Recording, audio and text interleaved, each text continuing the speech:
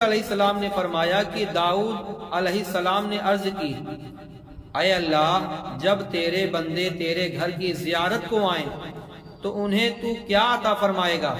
فرمایا، ہزار ہر زائر کا اس پر حق ہے کہ جس کی زیارت کو جائے، اس کا مجھ پر حق یہ ہے، دنیا میں انہیں عافیت دوں گا اور جب مجھ سے ملیں گے تو ان کی مغفرت فرما دوں گا۔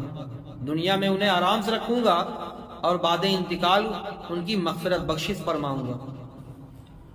اور طبرانی و کبیر میں ابن عمر رضی اللہ تعالی عنہما سے راوی ہے، کہتے ہیں کہ میں مسجد مینا میں نبی صلی اللہ تعالی علیہ وسلم کی خدمت میں حاضر تھا۔ ایک انصاری اور ایک ثقفی نے حضور صلی اللہ علیہ وسلم کی خدمت میں حاضر ہو کر سلام عرض کیا، پھر کہا، یا رسول اللہ صلی اللہ علیہ وسلم، ہم کچھ پوچھنے کے لیے حضور کی خدمت میں حاضر ہوئے۔ ارشاد فرمایا، اگر تم چاہو تو میں بتا دوں کیا پوچھنے حاضر ہوئے ہو، اگر چاہو تو میں کچھ نہ کہوں، تمہیں سوال کرو۔ عرض کیا، یا رسول اللہ بتا دیجئے، آپ ہی بتا دیں۔ اب یہ حدیث علم غیب ہمارے آقا صلی اللہ علیہ وسلم کے لیے ثابت کر رہی کہ وہ جو صحابی رسول آئے اور کچھ پوچھنے کے لیے آئے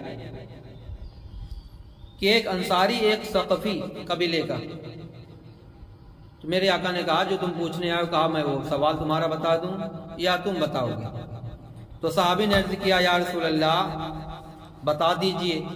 ارشاد فرمایا، تو اس لیے حاضر ہوا ہے کہ گھر سے نکل کر بیت الحرام کے قصد سے جانے کو دریافت کرے،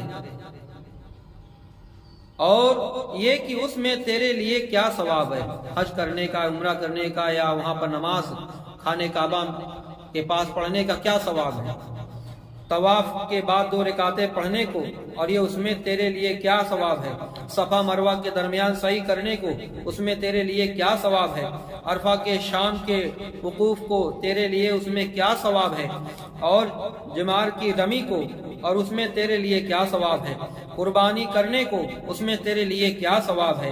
اس کے ساتھ طواف کو اس شخص نے عرض کی، قسم ہے اس ذات کی جس نے حضور کو حق کے ساتھ بھیجا، اسی لیے حاضر ہوا ہوں۔ یا رسول اللہ صلی اللہ علیہ وسلم، آپ نے سچ فرمایا، میں یہی پوچھنے کے لیے آپ سے آیا ہوں۔ سبحان اللہ۔ ان باتوں کو حضور علیہ الصلوۃ والتسلیم سے دریافت کروں۔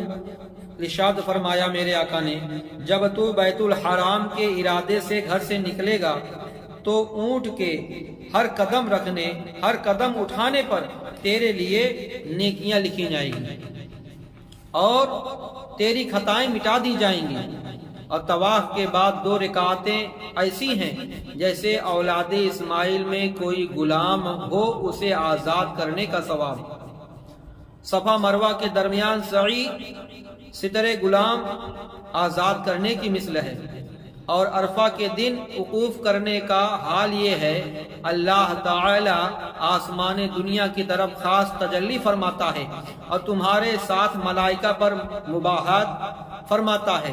ارشاد فرماتا ہے، میرے بندے دور دور سے پراگندہ سر میری رحمت کے امیدوار ہو کر حاضر ہوئے ہیں۔ اگر تمہارے گناہ ریتے کی گنتی اور بارش کے قطروں اور سمندر کے جھاگ کے برابر ہو تو میں سب کو بخش دوں گا۔ سبحان اللہ۔ میرے بندو واپس جاؤ، تمہاری مغفرت ہو گئی، اس کی جس کی تم شفاعت کرو، اور جمروں پر رمی کرنے میں، شیطان کو کنکری مارنے پر ایک ایسا کبیرہ گناہ مٹا دیا جائے گا جو ہلاک کرنے والا ہے، اور قربانی کرنا تیرے رب کے حضور تیرے لیے ذخیرہ ہے، اور سر منڈوانے میں ہر بال کے بدلے میں نیکیاں لکھا جائے گا، اور ایک گناہ مٹا دیا جائے گا۔ اس کے بعد خانہ کعبہ کا طواف یہ حال ہے تو طواف کر رہا ہے، تیرے لیے کچھ گناہ نہیں۔ ایک فرشتہ آئے گا اور تیرے شانوں کے درمیان ہاتھ رکھ کر کہے گا، زمانے آئندہ میں عمل کر، اور زمانے گزشتہ میں جو کچھ تھا معاف کر دیا گیا۔ سبحان اللہ۔